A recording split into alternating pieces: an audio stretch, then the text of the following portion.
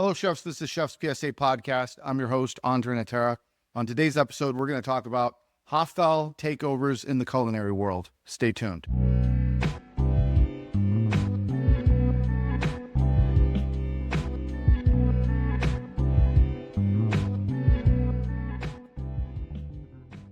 So before we get started, if you want to support the show, you know what to do. Make sure you hit the like and subscribe button if you're watching on YouTube. If you're listening on Spotify or iTunes, make sure you leave 5 stars, nothing less than 5 stars. If it's less than 5 stars, I don't want it. By the way, if you want more access to Chef's PSA, early access to episodes, exclusive episodes, and I just put it up the other day, the 50 most important Chef's PSA audiobook, go become a premium member on Spotify or Substack. So I'm putting the episodes out early in both locations. Same thing. You could buy some gas station snacks for $10, or you get chef brains for $10. You decide. What do you need? Do you need another Red Bull and a hot dog and a bag of Takis? Or do you need to get smarter? Well, the choice is really simple, but those Takis are good, right?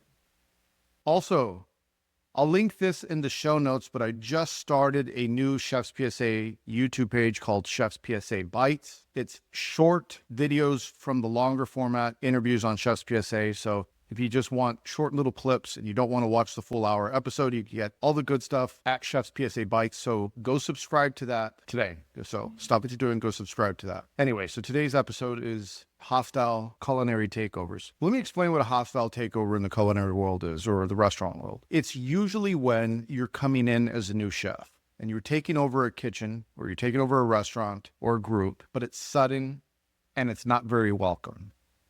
It could mean that the previous chef got fired and you're coming in now.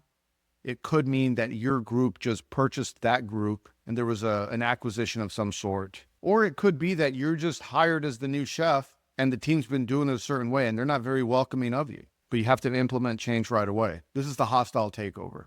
It's walking into a kitchen when you're not very welcome. If you've been a chef for a while, you'll know that this is pretty common. It happens all the time. A restaurant group is going to buy another restaurant group. They're going to keep the same staff. A chef's going to be let go at a restaurant. They're going to bring in a new chef. Very common. Dealing with it, though, requires a little bit of planning and strategy to make sure that you do it well and that you don't end up causing more harm. I've had to do this a couple of times in my career where I've taken over as a chef, where the chef that I was taking over for was beloved. They were all very loyal to this chef that I was taking over for. And it can be difficult because you're trying to implement new standards, new strategies, new ways of running the kitchen. And of course, you're always going to think your way is better, but they're going to hold on to the past. I've also been in positions where I've taken over with a larger group. And in this particular case, we were taking over a hotel chain. So we were taking over from one hotel chain and they were transitioning the flag to this new hotel group. And I had to go in as a sous chef and be the acting executive chef. What was really difficult about that situation was not only did they fire the previous chef, but they brought me in, who was this young gun, hotshot sous chef that was going to change the world and make everything better while they were searching for an executive chef. So not only did all the culinary staff not like me, I had to get them to drink the Kool-Aid, and the transition happened overnight from one day to the next. So one day you're doing business with one company, the next day you're doing business with another company, and it needs to feel like it's seamless, right? But it's not, because I'm trying to implement standards from the company that's coming in, noticing all the bad habits. And it's a tough situation to be in. I recall the vice president of the company walking through the kitchen and seeing someone mixing a salad without gloves. It was like day 1 or day 2, and they pull me off to the side and they say, "Andre, fire that one." And it's like, that was the sous chef. That was the sous chef of the place that we were taking over. And the VP walks in and just says, "Fire that one. They're not wearing gloves. That's not up to our standards." And it puts me in a tough spot because I know it's already difficult. You're already not welcome. You're already trying to get through the day-to-day operation. And I'm having to let go of someone based on a whim because a VP, their pet peeve happened to be exposed in that moment. One of the things that you really have to look out for is going to be the team that's being very resistant to change. They're not going to want to change because you say so. Anything that you do to implement change is not only disrespectful to the previous chef that was there, but it also challenges the way that they've been doing things. And no one likes to be wrong, but what you're basically saying is do it my way, because the old way that you've been doing it for God knows how long is wrong. It's the incorrect way. I want you to do it this way. You're going to meet a lot of resistance. You're going to want to question things. You're going to say things that are going to insult the previous regime. The current team that's there is loyal to the previous regime. You may think they're loyal to you, but they're not. They've spent X amount of years working under the previous chef or working with the previous company, and here you come in basically shitting all over everything, telling them how your way is better. And it may not be, right? They're going to be resistant to change. You're going to implement something, you're going to walk away, you're going to come back, it's going to be right back to the way it was before.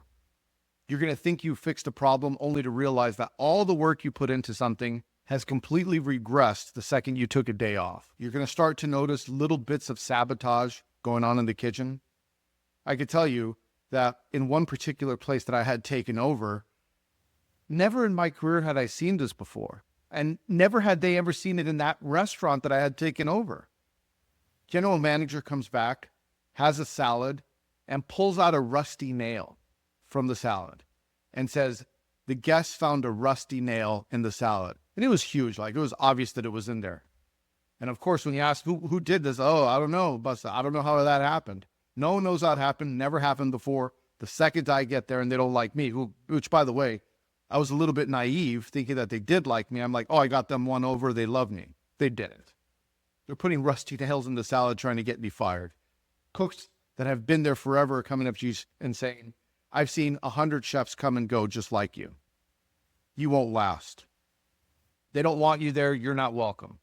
But you have to implement effective change. Then there's that one person in the kitchen that's coming up and saying, hey, chef, can I talk to you for a minute? And they pull you into the office and they tell you, oh, this one you got to watch out for. This one's stealing. You should really watch out for those two. They always do this, that, and the other. They want to rat every single person in the kitchen out.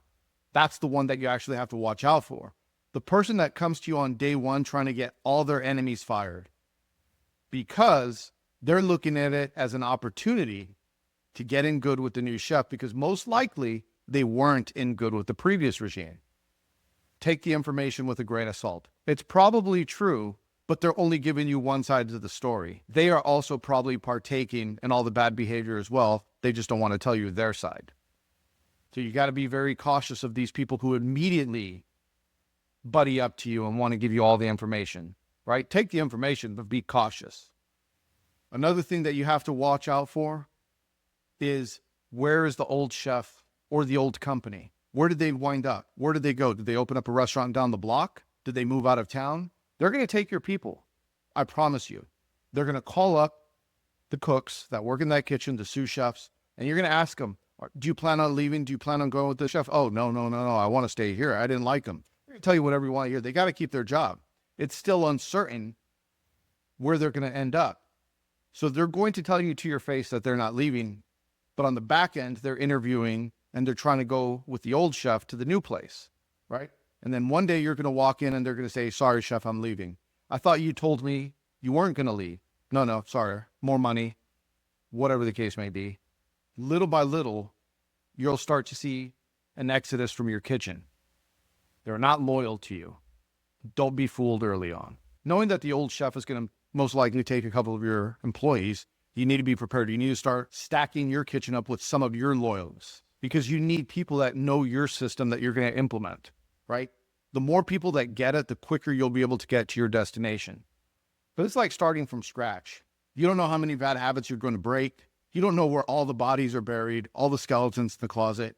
You'll solve one problem only to realize that there was two more behind that one causing it. You'll drive yourself crazy trying to solve everything right away. You have to look out for sabotage. You have to look out for people leaving you high and dry, with notice, without notice. Then sometimes there's the chef who left, who still likes to play puppet master for the staff that's there. Behind the scenes, making moves, they're still calling, contradicting the advice that you're giving them or the direction that you want to take the restaurant now, right? You're meeting resistance. I'll tell you, taking over a place, especially coming in after a chef that everyone loved, is very difficult. It's not fun at all. I've been in situations where you've worked a few months with people and you're like, you know what? I think they're starting to like me. I think they finally respect me as much as the previous person. and you feel like you've built this camaraderie with this team. They're your sous chef, or your exec sous, or some of your line cooks, and you're like, you know what? I have their loyalty. And then they hit you with, oh, I'm quitting. I'm going to go to the other place. I'm going to go work with them. They finally landed on their feet. Happens every time. And you're shocked by it because you're like, I thought I was the homie now. Right? Nope. Not only are they leaving, but they're also taking all the new things that you taught them and showing them to the chef. Right? All your recipes, all your standards, everything that you put into the kitchen to make it more efficient, they're now leaving with that and giving it to the old chef or the new chef. Anyway, we digress. You know what I meant. So what do you do if you're in a situation like this? If you go into a situation where you're taking over in a hostile situation, the first thing that you need to do, if you can afford this, right? If you could truly afford to do this, I would re-interview everyone for their position again. Just say, hey, it's a new company, it's a new restaurant, it's a new direction. We want to re-interview everyone. If you have the opportunity to do that, and everywhere you might not have the opportunity to do that, depending on where you live, rules, laws, companies, but if you can, do that. If you could bring in your team, that would even be better. It's a little bit safer. You at least know what you're getting. When you re-interview the people, find out. Treat it just like a real job interview. Make them cook a little bit. See their skills. Talk to them. Make sure that you think that they're going to be a good part of your kitchen culture, right? If they are a good fit, just because they worked under the previous regime doesn't mean that they're going to be a bad fit for you, right? So re-interview them and make sure that you are rebuilding the team. It's okay to tell some of them, you know what? This is just not going to be a good fit moving forward. If you can't interview them again, then you need to make your hiring and firing decisions quickly. Bring as many people on as you can, assuming that you're able to, that are loyal to you and that know your standards. And the people that you feel are going to buck the system the most, get rid of them quickly. And this is something that, it's a hot take, but this is the truth. It's very difficult to fire people after 5 or 6 months of working with them. It's much easier to fire them the first couple of days, right? And I hate to sound cold-blooded, but the truth of the matter is, when you don't know someone, the only thing you're really judging them on is their performance. Are they a good fit for your kitchen or not? Look, the fact of the matter is if they're not going to be a good fit for your team, it's really important that you recognize that early, because the longer you wait, the more they will start to poison your kitchen. They will start to influence the others, and they will also set the standard as to what acceptable behavior is. Because if you don't address it as the new chef, then the rest of the team is going to see it and say, okay, then that's what we could all get away with. Because if you can't hold one person accountable, that means you can't hold multiple people accountable. So you have to address the issues early on. The next thing you want to do is you want to start implementing a culture and structure, and also explain why. Why are you doing certain things a certain way? Why does this need to get changed? Why do you like to do things this way versus that way? The more that they understand, the more likely they will be to be on board with you. And here's some golden advice. Don't trash the previous regime. Don't say nothing bad about the former chef. You don't know who they're close to. There's nothing worse than you talking poorly about the former chef, and they have family members that still work there because, you know how the restaurant industry is, right?